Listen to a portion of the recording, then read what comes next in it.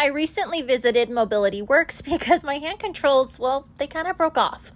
Luckily, it didn't happen while I was driving and I was simply backing out of my driveway. I called up Mobility Works that day and had AAA drop off my car and my keys to Mobility Works, and the guy that helped me was Tim. He was extremely helpful.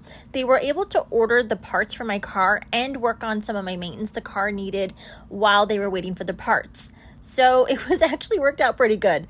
For the most part, certain areas have different mobility adaptive facilities. If you need help, I might be able to point you in the right direction.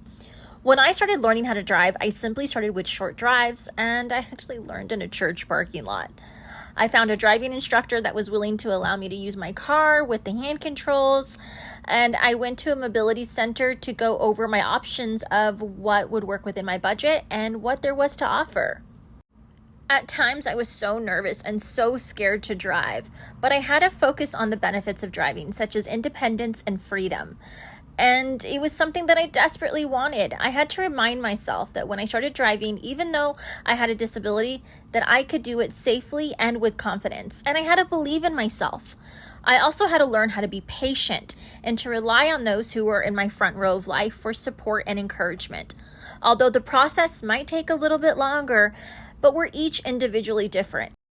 I just had to remain positive and celebrate the small progress that I made, which got me to my end goal, which was to drive.